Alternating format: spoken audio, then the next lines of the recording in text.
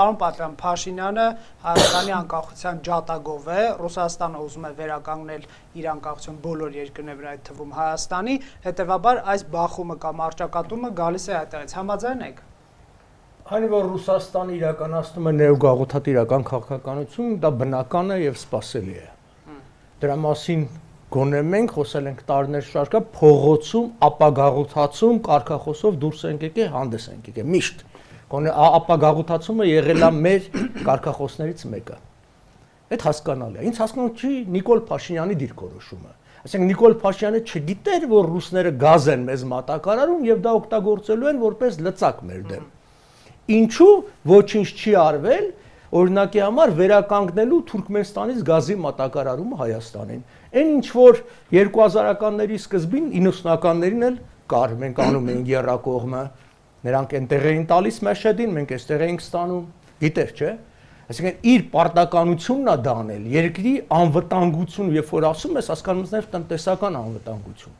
Մենք գիտենք նաև այլ լծակների, որի մասին խոսած, չէ՞, Օվերչուկը հնչեցրեց այն պատժամիջոցները, ինչ իր մտքին չէր, ինչ նախապես այո պատրաստված էր եւ Պուտինի մտքին կա։ Հիմա Նիկոլ Փաշինյանը 18 թվականին եկավ, խոստացավ երկաթուղու հարցը լուծել։ Անձամբ ես իրեն եմ փոխանցել իր օգնականի միջոցով հսկայական փաթեթ այնտեղ թալանի մասին։ Լավրովը մատ թափ տվեց վրան, Նիկոլ Փաշինյանը հետ կանգնեց։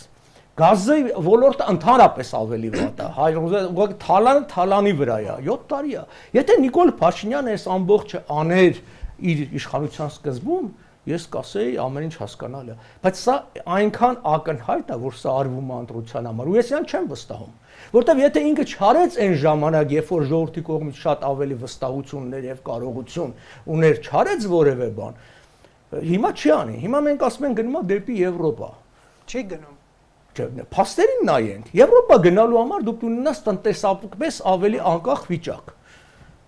Երբ որ մենք համատում ենք օրինակ նույն 2000-ականների սկզբին, ով էր մեր արտահանման, որ երկրներն էին մեր արտահանման թիվ 1 կետը։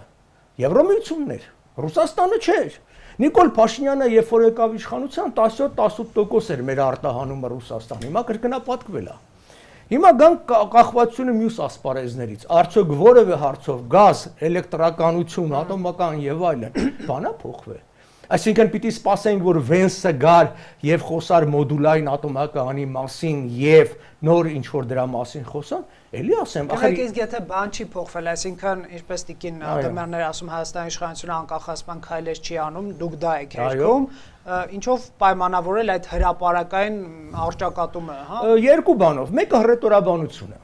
որտեղ ոչ մի ռուսարարային բառով ասած խազայինի դուրը չի գալիս, որ իր նախկին գաղութը ծառան փորձում է ինչ-որ մի բան անել, թեկուզև խոսալ իր դեմ։ Դուք մի մոռացեք Նիկոլ Փաշինյանի Լա Ռեպուբլիկա եւ այլ հարցազրույցները, որը բացահայտ դեմ էր, այդ Պուտինի նման բաներ չի մոռանում։ Եվ ընդհանրապես ոչ մի Նիկոլ Փաշինյանը չի մոռանում։ Սա հռետորաբանական խնդիր է, որ իրանց դուրը չի գալիս։ Ասած լեզուն կտրենք, որպիսի մյուսներն էլ դաս լինի։ Այդ տարբերակն է, այսինքն։ Մյուսը,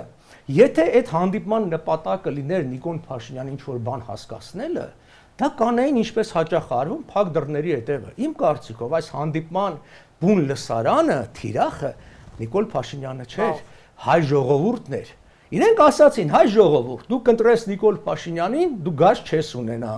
Քո խոպանչներին մենք հետ կուղարկենք։ Հայկական բիզնեսը, անգամ չասվեց հայաստանյան բիզնեսը, հայկական բիզնեսը, եւ մենք տեսնում ենք, որ այսօր արդեն իսկ Ռուսաստանը կիրառում է գյուղմթերքի նկատմամբ սահմանափակումներ, իրենց օրենքի սահմաններում։ Էլ եմ կրկնում, դատապարտելի վարքանում Ռուսաստանը, բայց սա կանխատեսելի էր։ Այ եթե դու ուզում ես Ռուսաստան գնաս, այսինքն եթե դու պարանը, որով քեզ կապել են, պիտի կտրես, դու այն մյուս ապահովության պարանը պիտի ունենաս։ Այս խնդիրը այսպես պիտի լուծվի։ Հիմա եթե ատոմականը 4 ամսով կանգնացնելու են նորոգման, իսկ միշտ աշունն էին անում, իսկ հիմա հենց հատուկ անել են ընտրություններից առաջ, գազն էլ վթարի հետևանքով, դա քաղաքական է, վթարը դա փակվի եւ դե բան լինի, այսինքն ով է պատասխան տալու տնտեսության համար։ Շնորհակալ եմ։